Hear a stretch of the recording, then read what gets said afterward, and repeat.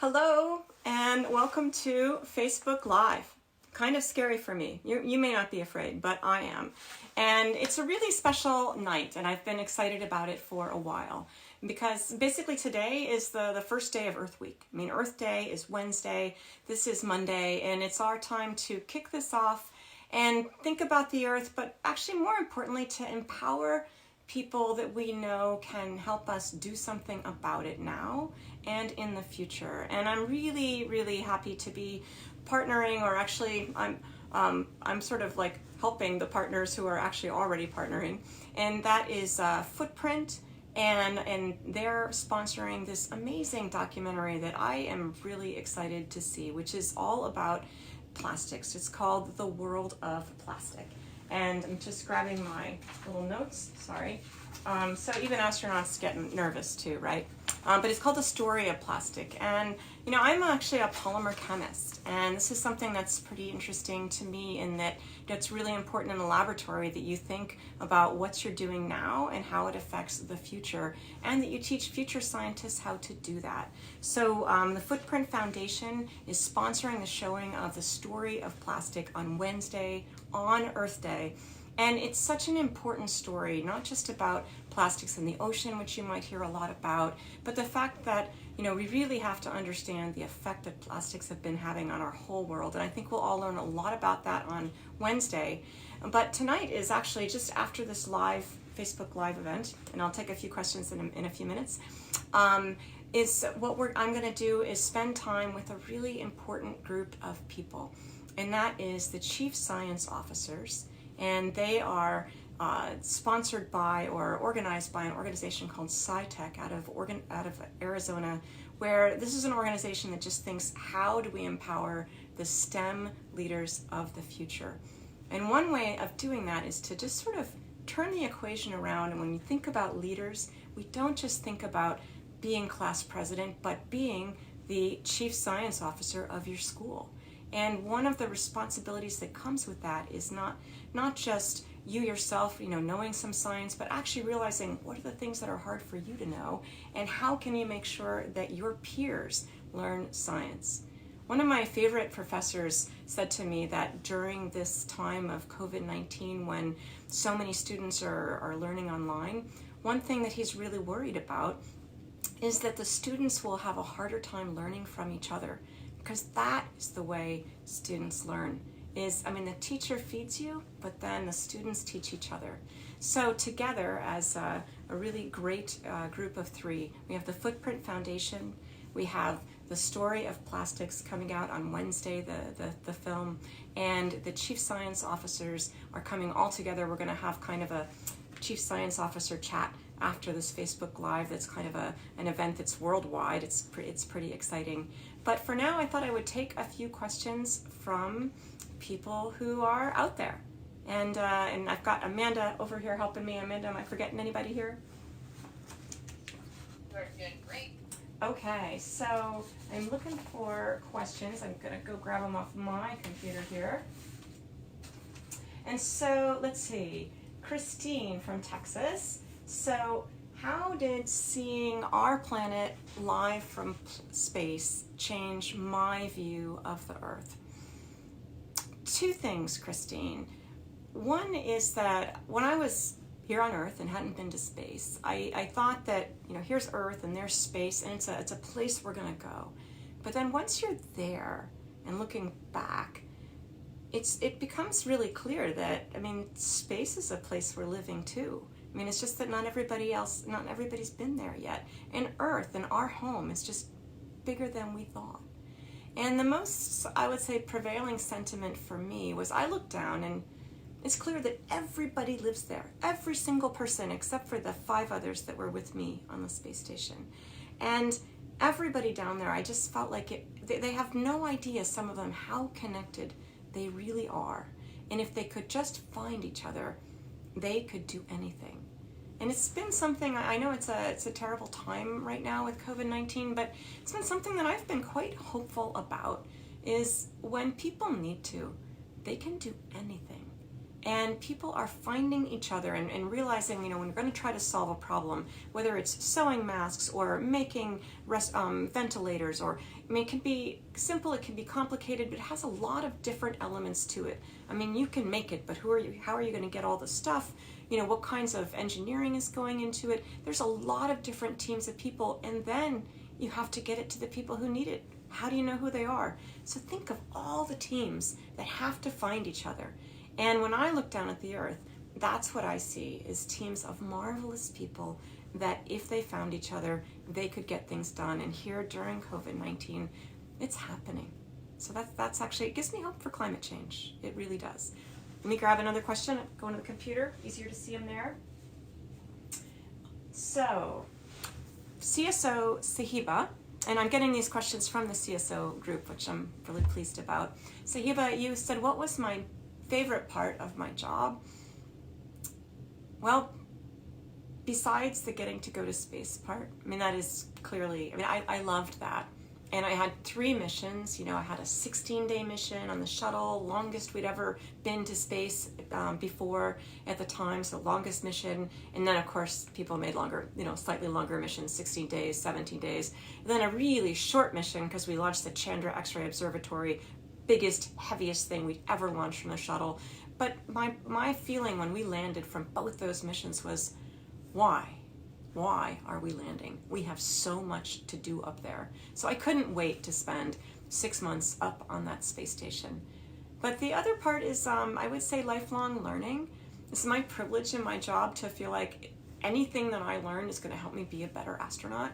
And so I love to have a job where I get to learn new things every day, certainly including today, about FaceTime Live. Okay, last question. One more. Ooh. This is from Mo in Kuwait.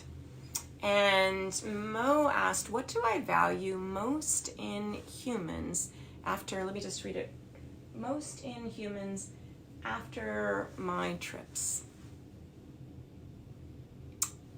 I value the connection between us, and especially at a time like this where, you have to be, I tell people that to be part of a team, and I'll probably talk to the CSOs a lot more about this in a little bit, but in order to be a really effective part of a team, it means that you have to be brave enough to say who you are and what you do and what you bring, even if it is hard from you or you feel like it's bragging. And you have to be open enough to see when other people tell you who they are, to see what they bring and really accept it.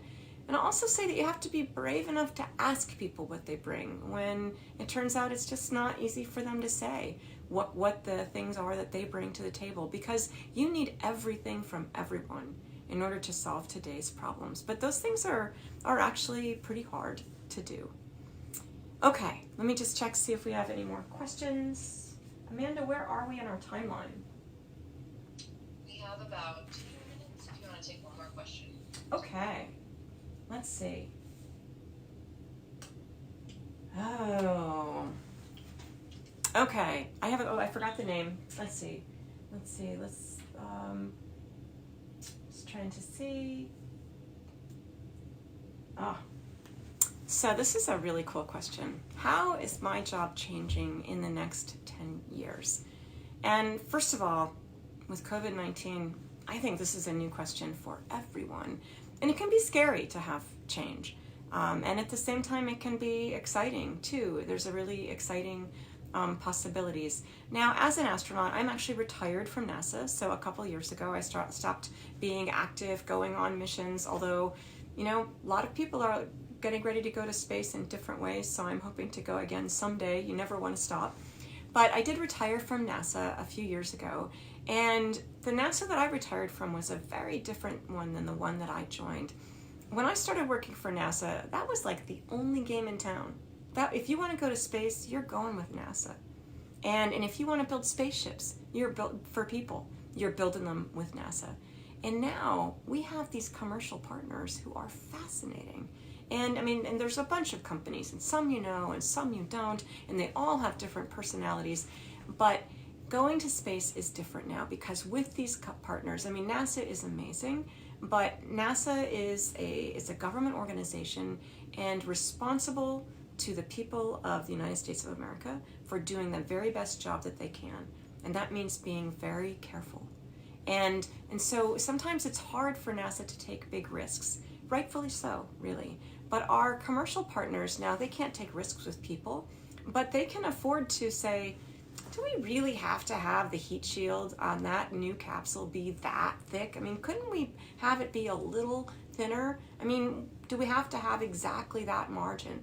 And we wouldn't do that with people on board, but we can do it as an engineering experiment. And these companies can often afford to do these kinds of experiments, often together with NASA, but it's really it's their ship. And then it turns out, you know what? We don't have to actually have that heat shield be that thick. And so taking chances, taking better risks, understanding that, together with our partners, different ones of us have different privileges, different abilities. It's a really, really exciting time to be going to space together. And I'm really excited to see what the next bunch of years bring. And I'm really excited that so many more people know about space, because then they'll bring their ideas to space. Let's see. Any more questions out there? Amanda, do you want to just throw me one? Sure. I think we have one more question I can pull up here. Did you give us advice that you would give to your 14-year-old self? Okay. Advice that I would give to my 14-year-old self, that I would give to my 19-year-old self and my 22-year-old self, and even my over 50-year-old self. You're not going to like it.